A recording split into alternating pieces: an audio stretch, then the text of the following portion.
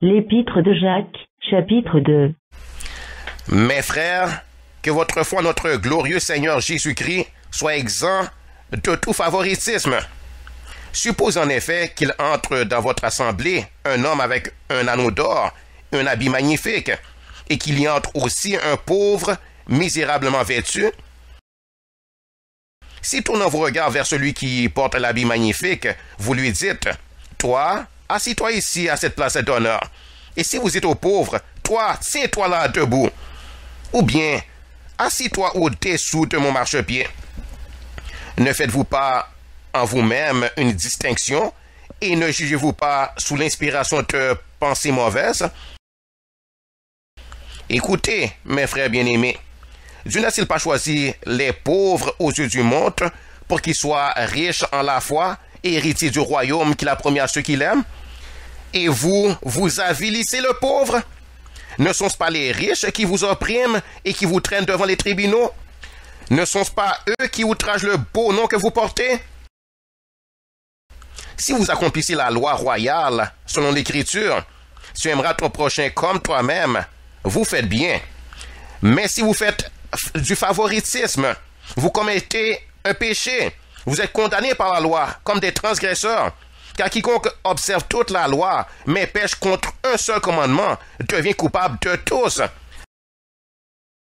En effet, celui qui a dit « Tu ne commettras point d'adultère » a dit aussi « Tu ne tueras point ».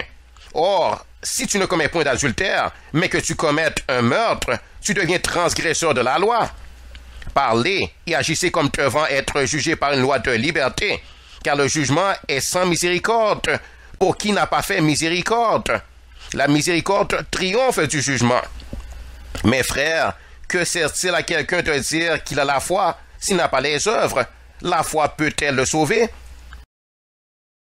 Si un frère ou une sœur sont nus et manquent de la nourriture de chaque jour, et que l'un d'entre vous leur dise « Allez en paix, chauffez-vous et rassasiez-vous », et que vous ne leur donniez pas ce qui est nécessaire au corps, à quoi cela sert-il?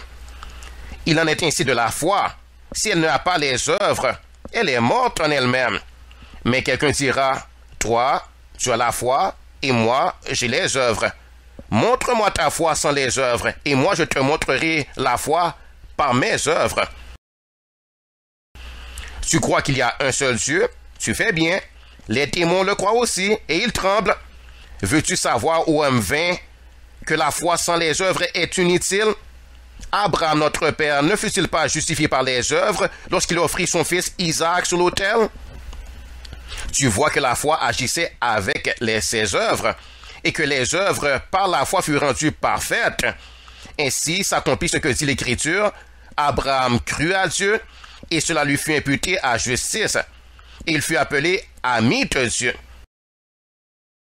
Vous voyez que l'homme est justifié par les œuvres, et non par la foi seulement.